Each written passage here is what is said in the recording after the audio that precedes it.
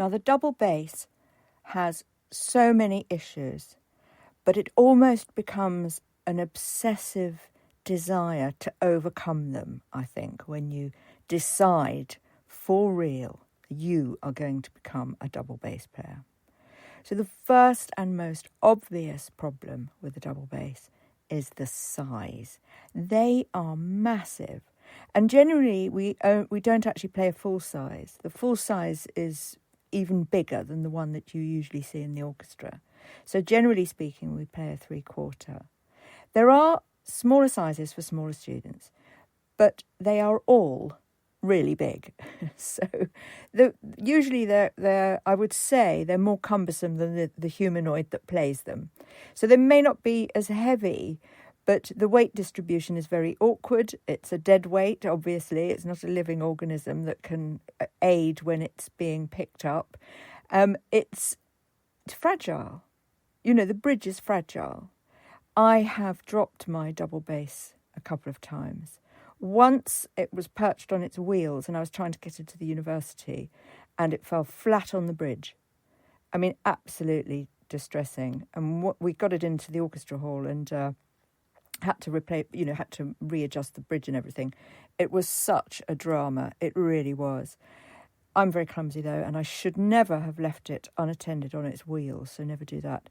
Now, let's talk about the wheels, actually. I bought a pair of wheels, so the two wheels on a sort of strut, if you like, and lots of webbing and elastic things, and you put it on the side of the instrument and as securely as possible.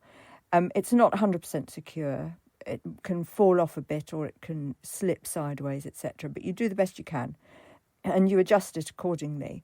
And that means that I can drag it to my car, which is probably 600 yards, maybe, about 600 yards, I'd say, with ease, because picking it up and, slinging it over my shoulder is not an option.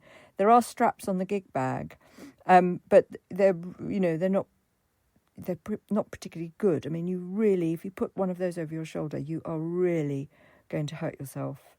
You can do it just about to get it into the car. I'm not a particularly tall or strong woman, so but I'm not weak. I mean, don't get me wrong, I weight train. I always consider, after I've been to orchestra, I always think, well, I didn't need to go to gym yesterday because getting that instrument to the car, into the car, out the car, the last few times at orchestra, I've had to go up 3 flights of stairs. That is like a gym workout.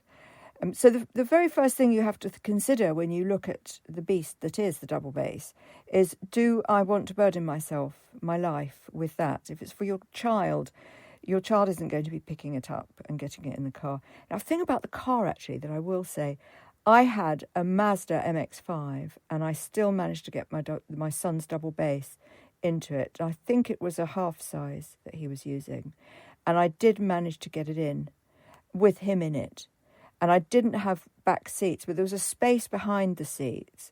And it kind of went in there and it was sort of wedge, kind of near his head and come over. Not the most safety-conscious manoeuvre, I suspect. But we managed to strap him in and the double bass in once a week for his lesson. So it was doable. Now I have quite a small car, little hatchback. Back seats go down. It's not a big car at all. You slide it in. It's difficult to take a passenger, though. So the neck goes over the back of the passenger seat, and then I strap it in with the seatbelt. Once I got my mother in as well, coming back from a gig. But it wasn't the most comfortable journey, I have to say. So, you've got to think about that. You've got to think, well, have you got a car? Now, my orchestra, if I didn't have a car, it would be a taxi to the ferry, because I couldn't do the 20-minute walk with it to the ferry. Then I'd have to get on the ferry, and then I'd have to do a bus the other side or walk the other side. Not doable. Just not doable. You could do it once in an emergency, but you couldn't do that regularly. It'd kill you, It would destroy your passion for it. So you've got to bear that in mind. If you think, no, there are ways around this, there's one at school or there's one at university, that's what I'm going to do next year. I'm going to try and use the university one. Now, I don't have to take mine. You've got one at home, one at school. Like a piano, consider it more like a piano. You know, you don't lug your piano around. Do you see what I mean? So think about that, because the last thing you want to do is get one and regret it. You can hire them, and they're very, very cheap. If you hire them from a music shop, they're really cheap, and you pay per term. And, I mean, you can keep them in the holidays as well, but they do it termly, so it fits in with school. And the last time I hired one, it was about £36 a term. So it's probably about £50 a term now. And they were usually Stentor, I think that's the name, Hungarian, I believe. So reasonably nicely made student cellos or double basses. So they were perfectly acceptable for student grade performances and lessons.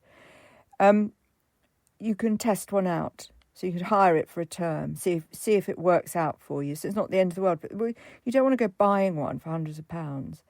I think mine was, I bought one for about £1,500, I think. And obviously that's a cheap one, and then just go up and up from there, really. Don't buy a Chinese import. Don't fall for their balsa wood. All right, not balsa wood, it's plywood. Don't fall for the lies that they tell you. They're unplayable, completely unplayable, and it's so disappointing. And for a child who can't get a note out, or for an adult who's playing and they think, why can't I play like Yo-Yo Ma? Well, you know, you're never going to play like Yo-Yo Ma because you haven't played yet. You're never going to play like Yo-Yo Ma with a substandard instrument that came from China and has no depth of note. You know, it just can't hold the notes. You don't get, they lack response, and you don't get anything out of them. Okay, so you've got to be really careful of all of that. I think with the double bass as well, you stand with it, unlike other stringed instruments where you're more sort of physically embracing them or engaged with them, you know, skin on skin almost. The double bass is slightly different because the double bass you hold next to you, and if you envelop it with your body, especially at the back, you know, if it's touching all your body, it really affects the sound. It dumbs down the sound because you're losing a lot of the reverb.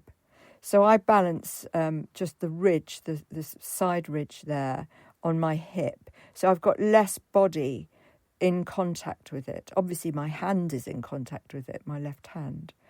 But, you know, think about that as well. So if I came from being a cellist, where I was very close to the instrument. It was near my torso. I could feel it vibrate.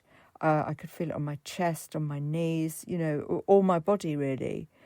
And I kind of did the same when I got into double bass. And then I realised, no, this isn't how you don't play it like that. So there's less cuddling and caressing like you'd do on a viola or a violin. It's more you stand with it. And you won't dominate a double bass, I don't think. The double bass is a very domineering instrument, and you have to work as a team. There's obviously you can't let it dominate you. You'd never perform. You'd never be a good instrumentalist. But you don't dominate it in quite the same ways I think you do other instruments. I think you give it a more equal stance, if you like, and appreciation. And that, you might not want to do that. You might want something that's a bit more huggy and a bit more close to your body. Your child may want something that feels, and it sounds weird, but kind of more lovable in a way. It doesn't mean I don't love my double bass, but it's not a lovable coochie-coo instrument. And you think about that, because when you choose an instrument, there's an instrument that matches your personality. You know, what sort of person am I? If you're the sort of person that wants to play something subtle and gentle, maybe in the back of the orchestra, do you what instrument do you choose? I mean, the viola is quite good at that for an introvert instrumentalist, I would think, because they're not getting the solo parts for a start. They're not getting the group energy volume that the violinists do. The violin is very immediate and wants to be heard and has lots and lots of solo riffs throughout most performances. So think about that as well. The double bass isn't quiet. It's the beat of the orchestra. So although sometimes people think they can't hear it because it's, everything else is masking it, it's definitely there. It's, it's the core of the rhythm of the orchestra, usually in tandem with the drums and partly with the cellists as well. So, have you got that sort of personality? I feel like I'm an introvert extrovert, or is it an extrovert introvert? I think it's an extrovert introvert. So I quite like that, I can be at the back of everybody, not quite so out there, but I do know that I can be very loud, and I kind of like that I can hold back and still be quite loud, or I can be absolutely loud if I want to be, when you're doing the emotionally charged sections, how you can really put almost the energy of everything that, into this one vibrating string. It's really exciting. So that for people who have that desire, maybe to create something where the audience doesn't know quite where it's coming from, but it knows it's there, I think it suits that kind of personality. It suits my personality anyway, really, really well. The contradictions I spoke about earlier, that actually you can create this double bass. You can make it, even after all of that, you can make it play something utterly, utterly beautiful and breathtaking. And you can make it play something sweet, actually. It's harder and it takes more experience and more effort in terms of, years, the months on months on months of practicing, but it can be done. And I really like that as an experimental musician. Certainly I and a composer, I really like the idea that I maybe shift up the responsibility of an instrument in its orchestral performance to do something else with it and to do something a little bit unusual with it. So if you're a bit daring and you want to almost fight against the tradition, the double bass might be something really worth looking at, because you can really get something quite unusual out of it that other people maybe aren't really doing, because a lot of bass players they're doing jazz and blues, yes, perhaps in the band holding the rhythm, but not necessarily going out of the box, the expectations, shifting the expectations and stuff like that. So if you want to explore those possibilities, I think the double bass might be something worth thinking about. Lots of people do lots of solo cello parts, and the viola is very underestimated, and that's why I love the viola as well, because as a composer, that makes my job a little bit more exciting. I'm thinking, well, why can't a viola or a double bass do what a violin does, in part? And I'm not talking about the pitch exactly, am I? I'm talking about other things here. I'm talking about the central experience of an effect and a vibration. So I'm going through all the instruments today, so I'll be doing piano and I'll be talking about the string setup and tuning as well. So stay around, it's the holiday, it's time to relax and chill and maybe think about what instrument you're going to play.